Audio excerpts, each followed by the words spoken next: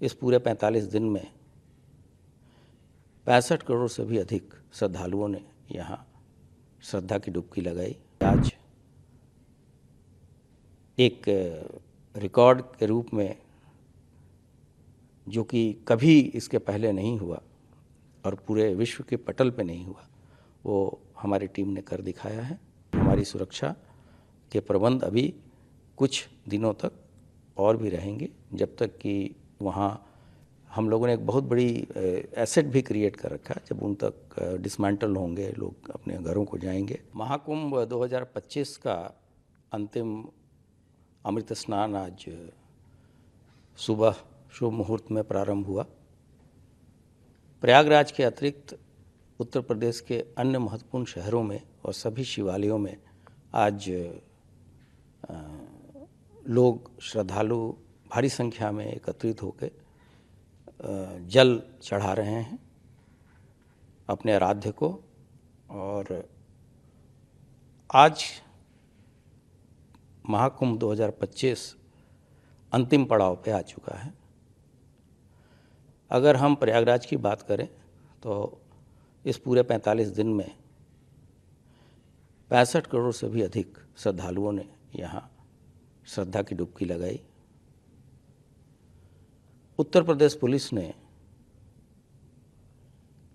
माननीय मुख्यमंत्री जी के नेतृत्व में और उनके दिशा निर्देशन में भीड़ प्रबंधन,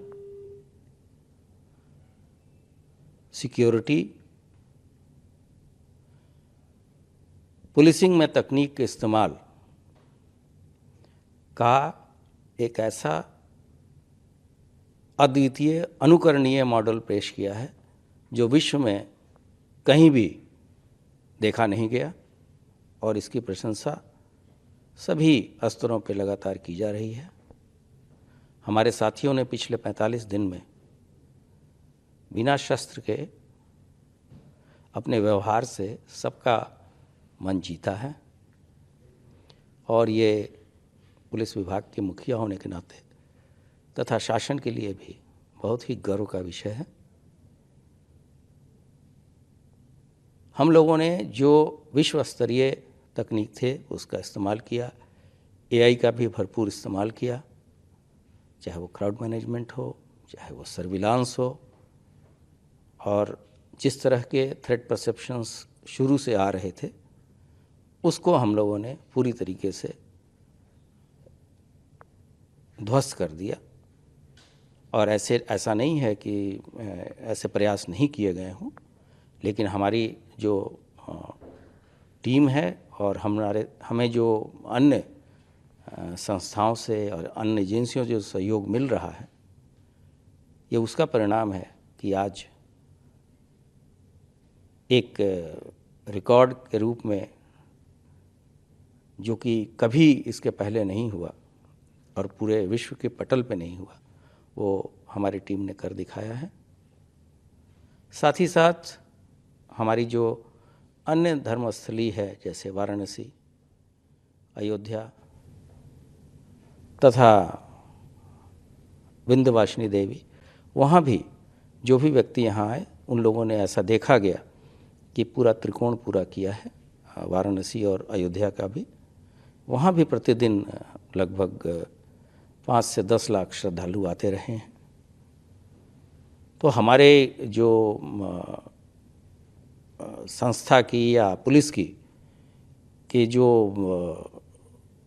एफिशिएंसी पूरी तरीके से टेस्ट की गई, और उसमें सभी लोग खरे उतरे हैं, और बिना किसी बड़े घटना के हम लोगों ने पूरा महाकुंभ को संपन्न कराया है।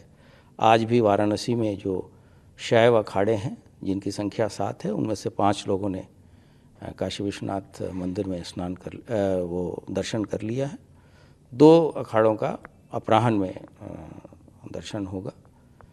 रेलवे के साथ भी हमारा बहुत ही अच्छा समन्वय रहा, और प्रतिदिन लगभग जो मुख्य स्नानों के दिन 5 लाख और अन्य स्नानों के दिन लगभग 3 से 4 लाख लोग रेल सेवाओं का भी उन्होंने फ़ायदा उठाया। और रेल मंत्रालय, आरपीएफ तथा हमारी जीआरपी ने मिलके उनके आवागमन को पूरी तरीके से सुगम और सरल बनाने की हर संभव प्रयास किया।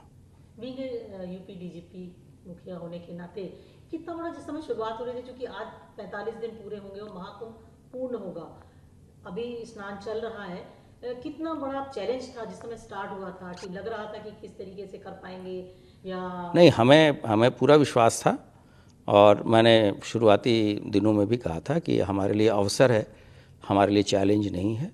और हमारे साथियों ने 45 दिन तो कार्य किया ही, उसके पहले से भी लगभग 2 महीने से वो लोग लगातार मौके पे जाके उसकी ट्रेनिंग ली, वहाँ की टोपोग्राफी को देखा। हमने अपने लोगों को सॉफ्ट स्किल्स की ट्रेनिंग दी, गुड बिहेवियर की भी ट्रेनिंग दी, जिसका ये सुखद परिणाम है कि आपने खुद देखा होगा कि बिना किसी शस्त्र के लोगों ने किस तरह से दर्शनार्थियों को, श्रद्धालुओं के साथ पेश आए और 30,000 से भी अधिक खोए पाए लोगों को भी हम लोगों ने उनके परिवारीजनों से मिलाया। ऐसे ऐसे बहुत सारे उदाहरण हैं जो कि आने वाले जनरेशन्स को इंस्पायर करेंगे और ये एक ऐसा मॉडल है जिसको सभी राज्य जहाँ कुंभ भी होता है तथा बड़े कॉन्ग्रीगेशन होते हैं वो उससे सीख लेंगे। क्योंकि अभी स्नान चल रहा है, मैंने देखा कि पुलिस वहाँ पे सिर्फ एक सीटी के बल पे इतना बड़ा लार्ज गैदरिंग, हम कह सकते हैं दुनिया की सबसे बड़ी रिलीजियस गैदरिंग का जहाँ महाकुंभ हो रहा है, एक सीटी के बल पे उन्होंने लोगों को कंट्रोल कर रहे हैं या लाउड हेलर से। जी, एक ये बहुत बड़ी अपॉर्चुनिटी हमारे लिए थी, एक अवसर था और उसमें हम लोग खरे उतरे हैं। और इस पूरे 45 दिन में हमारे साथियों ने जो कार्य किया है वो मैंने पहले भी बोला कि उस तरह की चीज़ इतिहास में देखने को अभी तक नहीं मिली है और आगे के जनरेशन के लिए एक बहुत बड़ी सीख है।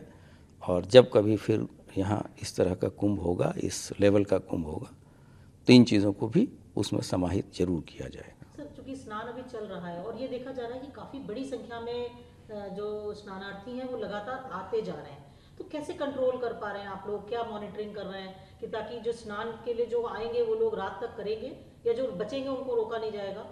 नहीं, अब तो जो लोग भी वहाँ आ चुके हैं वो सभी स्नान उनको कराने की पूरी जिम्मेदारी और उनके सुरक्षा की जिम्मेदारी और उनको गंतव्य तक भेजने की जिम्मेदारी हमारी है।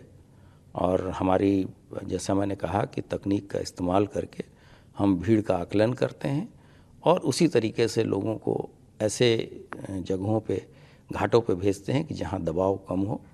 और जो भी श्रद्धालु यहाँ आए हैं हम उनको सकुशल स्नान करने के पश्चात ही भेजेंगे। और हमारी सुरक्षा के प्रबंध अभी कुछ दिनों तक और भी रहेंगे, जब तक कि वहाँ हम लोगों ने एक बहुत बड़ी एसेट भी क्रिएट कर रखा है। जब उन तक डिसमेंटल होंगे, लोग अपने घरों को जाएंगे, इस बीच में किसी तरह की कोई अप्रिय घटना वहाँ ना हो, इसका हम लोग पूरा ख्याल रखेंगे। हम कह सकते हैं अंतिम स्नानार्थी के जाने तक पुलिस जी, हम अंतिम व्यक्ति के जाने तक वहाँ सुरक्षा देंगे।